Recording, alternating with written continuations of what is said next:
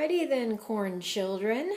It is the introduction to the volumes of revolution disc method. All right, I'm going to throw down some theory on you here.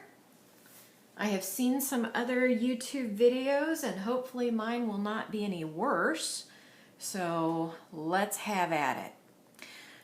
If you recall, and hopefully you do, in the past we have done area between two curves. What I have here is an F curve, a G quote-unquote curve, it's a horizontal line, and a vertical line at x equals b. Now we're assuming there's a point of intersection here at A, so our job was to find the area between two curves.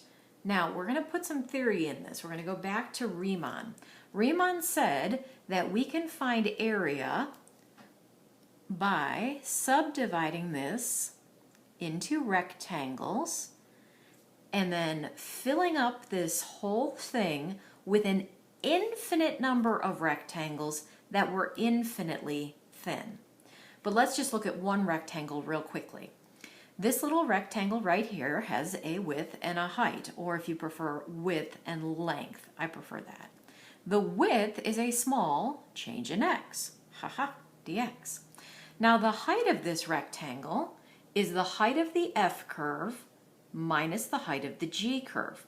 But to simplify this out, if you put your fingers on the top of the rectangle and the bottom of the rectangle, the height is simply the top minus the bottom. Go ahead, touch your paper, just don't touch your face. All right, so F minus G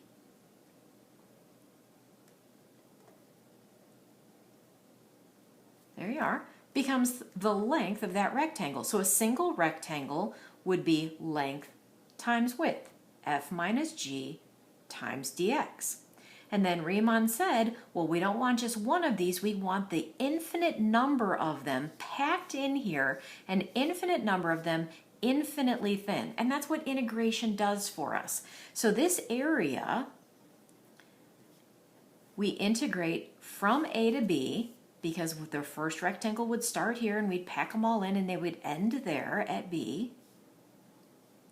The length times the width. And that's just our top curve minus our bottom curve integrated with respect to x. This is what we're supposed to already know. Now here's where this gets crazy. We are going to take this shaded region and we are going to revolve it around an axis. What? Okay, so here's what we have to picture. We are going to make G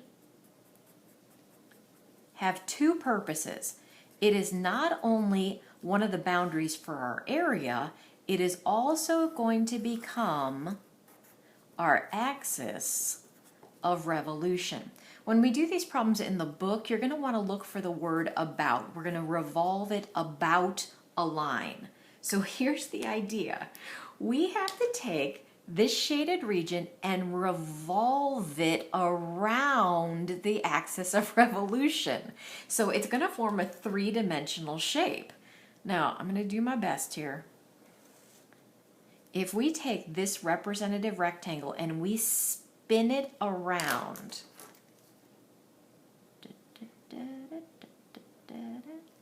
it will form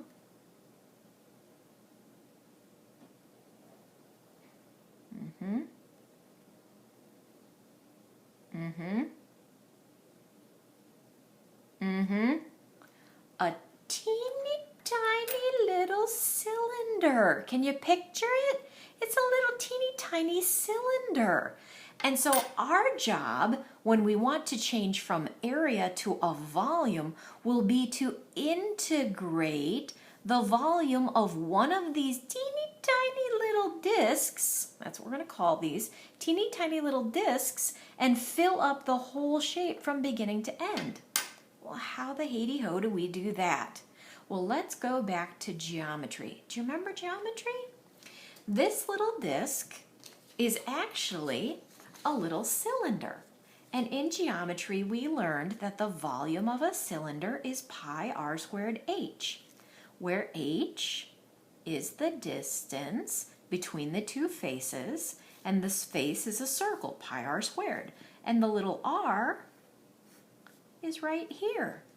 Well, here's all we're doing, people. We are going to take and drop in an axis of revolution, pretend I hit the middle, through this. And now that volume whoop, is right here. Do you see it? Do you? Do you? Do you? There you are. So let's look at this again. Our h is this distance.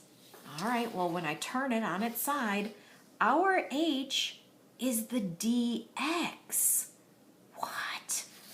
Our h is the dx. And our radius is the distance from the axis of revolution to the farthest edge of the shape.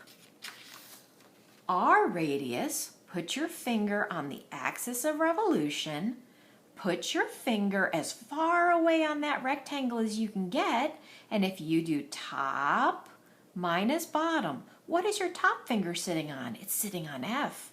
What is your bottom finger sitting on? The axis of revolution, G. So this top minus bottom, F minus G, is now our radius as a function of X.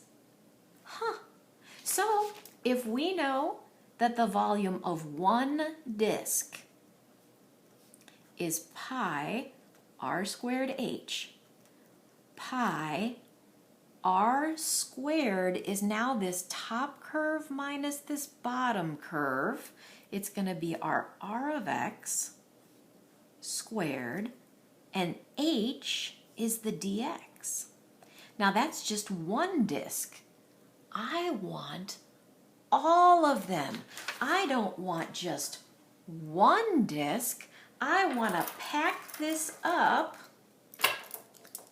with an infinite number of disks that are infinitely thin. That sounds like integration. It is integration. If we want now the total volume, we will integrate from A to B. The first disk would start here and the last disk would end there. And we will integrate pi r squared, the radius is radii squared, and the width of each one of them is a small change in x. And again, to find that r of x, all you need to do, put your finger on the axis of revolution, the thing we're spinning around. Put your finger as far away as the rectangle will go and do top finger minus bottom finger. In our problem, the top is on F and the bottom is on G. So in this particular example, I'm going to skirt the scalar. It would be the F curve minus the G curve squared with respect to X. Now, campers, if that isn't crazy enough, get a load of this insanity. Not only can we do our axis of revolution this way, but we could have a vertical axis of revolution, and instead of this being a dx, this would become dy. Future video gonna drop on you. All right, take a look at all of this. It's also in our textbook. Do your best with that.